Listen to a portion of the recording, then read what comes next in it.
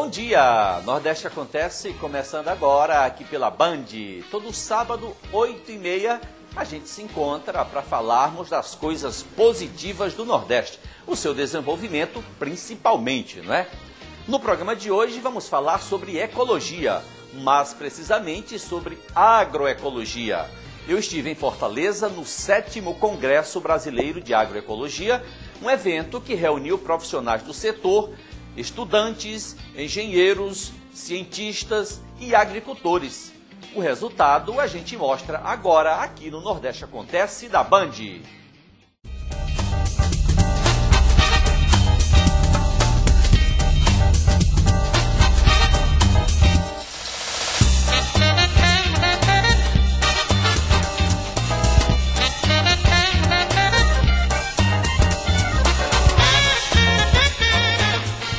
Bom, eu estou aqui com o Jaime, que é o presidente do 7º Congresso Brasileiro de Agroecologia. Jaime, esse 7º Congresso, obviamente que ele tem uma proposta. Qual a proposta principal? Bom dia. Bom dia a todos. Este congresso ele tem uma proposta de difusão da agroecologia, levantar a discussão sobre a agroecologia para a produção rural. Então, assim, o processo de produção de alimentos atualmente passa por problemas de contaminação. Os nossos alimentos estão com teores de agrotóxicos em níveis elevados, desproporcionalmente, e muitos ainda utilizam agrotóxicos proibidos. Então nós temos que a agroecologia ela vem como contraponto para dizer que podemos fazer algo diferente na produção de alimentos. E não somente essa questão de produzir, degradando e criando outro sistema.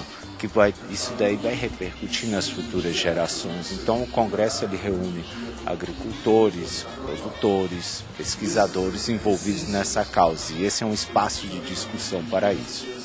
Jaime, para o nosso telespectador que não tem essa informação, eu queria que você explicasse, por favor, a diferença entre agricultura orgânica e agroecologia. Veja bem, a agroecologia ela é uma ciência como um todo, ela envolve vários segmentos das pesquisas e digamos assim, é uma ciência interdisciplinar que envolve a sociologia, a economia, envolve todos os aspectos nesse contexto. A agricultura orgânica é um sistema de produção que todos eles estão baseados na agroecologia, porque quando você parte para a agroecologia, existem vários sistemas de produção, sistema biodinâmico, sistema natural, e você tem que trabalhar na agroecologia envolvendo um pouco de cada. Então ela envolve a orgânica, basicamente é um sistema de produção.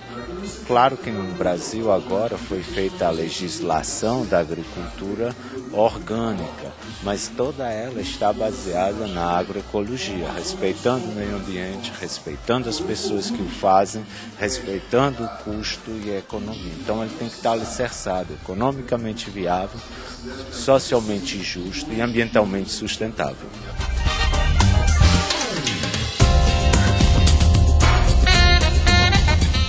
Bom, eu estou aqui com o Hubert, que é estudante de agronomia, faz parte da federação. E a sua opinião a respeito desse congresso, os propósitos do congresso, enfim? Bom, então, como estudante, né, e membro militante da FEAB, a gente ajudou a construir esse congresso e ele é importantíssimo para o Nordeste, tendo em vista que todos os outros eventos foram na região Sul e Sudeste, né? Esse é o primeiro congresso do Nordeste e eu acho que vai dar uma boa potencializada nesse debate da agroecologia no Nordeste, no Brasil, e a gente vê essa ciência com uma perspectiva diferente. Você acha que os estudantes em agronomia, eles têm essa consciência? Isso é colocado nas universidades, essa consciência ecológica, todo mundo absorve isso perfeitamente? Infelizmente não. Na universidade o que a gente tem hoje em dia é um processo de educação atrasado, retrógrado, baseado no século passado, né, uma visão bastante enfocada na Revolução Verde, né, uma mentalidade de monocultura, né, uma mentalidade onde a gente tem uma massiva utilização de agrotóxicos. Né, o Brasil aí é o bicampeão mundial em utilização de agrotóxicos no mundo, né, em consumo, E essa questão do debate da ecologia na universidade é pouco, de agroecologia é mínimo.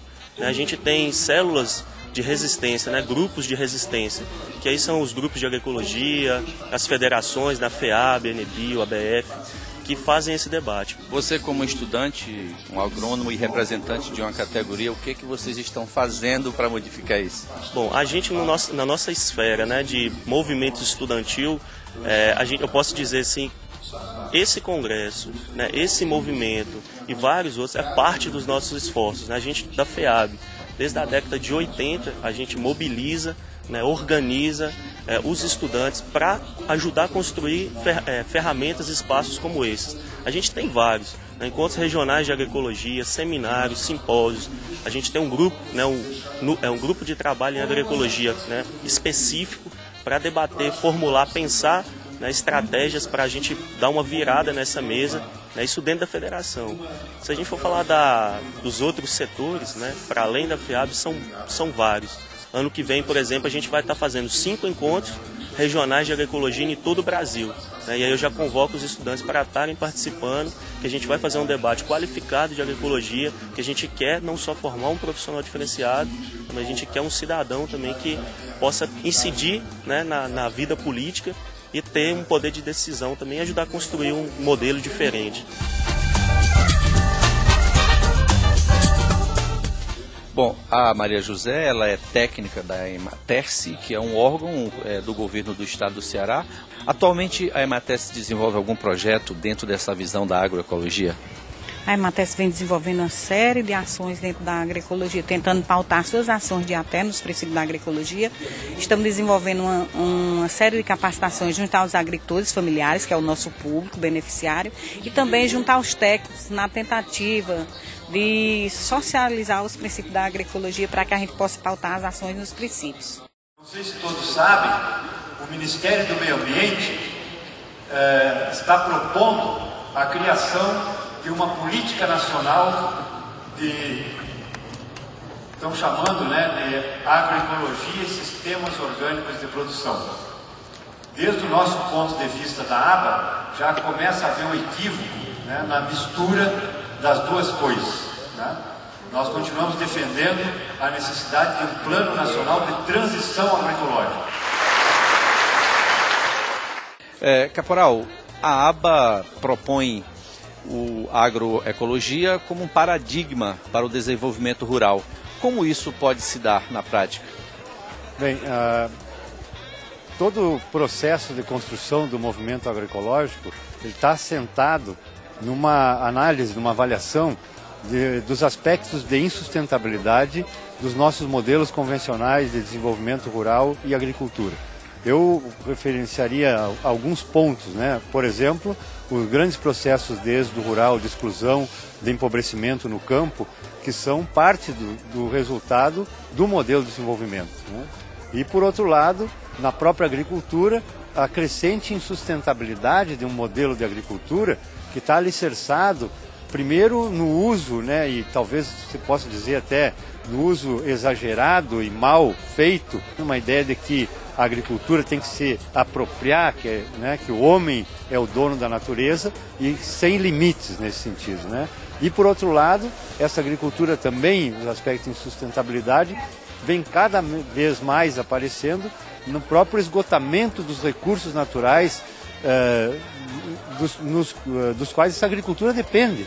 Por exemplo, nós sabemos que o tempo do petróleo é um tempo limitado.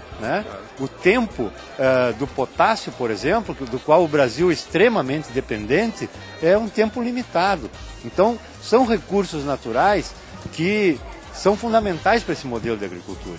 E, além disso, o Brasil é o maior consumidor de agrotóxicos do mundo.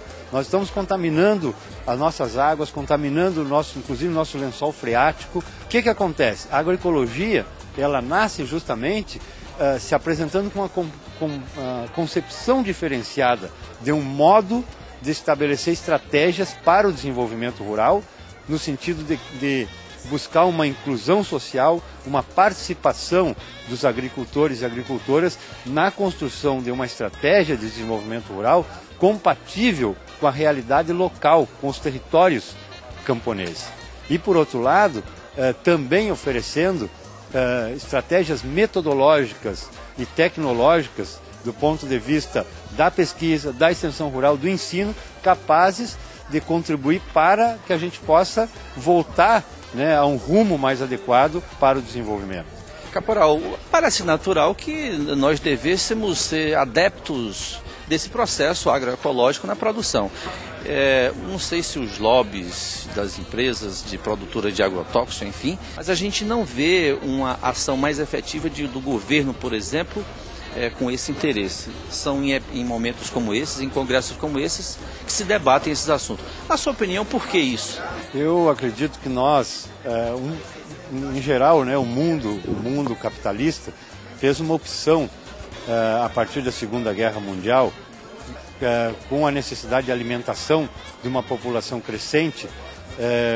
O mundo, né, e os governos fizeram uma opção por uma determinada estratégia, né? Essa estratégia começou com a criação das variedades de alto rendimento, que associadas a um pacote tecnológico baseado na química principalmente, mas também na biologia e na mecânica, que se transformou naquilo que nós conhecemos pela Revolução Verde, né? E a partir daí, essa concepção, ela passou a ser dominante, né, nos centros de pensamento, no centro da pesquisa, nas universidades, né, nos centros internacionais, inclusive, né, que apoiam a pesquisa e o desenvolvimento tecnológico. E esse pensamento dominante, ele está impregnado em todas as políticas. Então, os governos, muitas vezes, não veem outro caminho e não conseguem pensar outras políticas para fazer uma transformação desse modelo de desenvolvimento rural e da agricultura para um modelo mais sustentável. Então nós temos, por um lado, um discurso de sustentabilidade, né, que vem se reproduzindo pelo menos desde a Conferência de Estocolmo em 72, e práticas e políticas efetivas que vão contra a sustentabilidade, né? Nós vimos a semana passada, na Conferência do Clima, né, o problema que houve de não acordo de novo, piorou a situação. Nós estamos na iminência da Rio+20 para trabalhar somente numa perspectiva economicista da natureza. Aliás, né? Desculpe lhe interromper, mas já que você tocou no assunto, o primeiro-ministro do Canadá anunciou formalmente a saída do Canadá do protocolo de Kyoto. Isso tem alguma representação efetiva para os demais países, apesar de que alguns deles também já não cumpriam esse protocolo, não é, Caporal? Exatamente. Nós tivemos esse protocolo de Kyoto, ele é uma espécie assim de uma maneira dos governos dos países continuarem enganando todo mundo com o discurso da sustentabilidade, né? O que aconteceu há tempos atrás? Os Estados Unidos não entrou no protocolo de Kyoto, é quem mais contamina, o país que mais contamina, não entrou. A Rússia não entrou, até que em um determinado momento, por tanta pressão, acabou entrando. E agora nós tivemos um enorme retrocesso, porque todos os principais países que contaminam saíram do protocolo de Kyoto. Então, fica o ônus, né, digamos assim, se a gente pode chamar disso, o ônus de cuidar do planeta para os países, né, que são mais pobres ou para os países chamados hoje de emergentes. Para nós, cabe o ônus de cuidar do planeta, enquanto que os países que mais poluem, aqueles de renda mais alta, de PIB mais alto, de maior industrialização, eles se isentam de cuidar do planeta. Uma das suas propostas desse congresso é ética na ciência. De que forma a ciência está sendo antiética, ou os cientistas, na verdade? Na verdade, nós estamos colocando justamente esse tema para que a gente possa fazer um debate sobre a ética na ciência.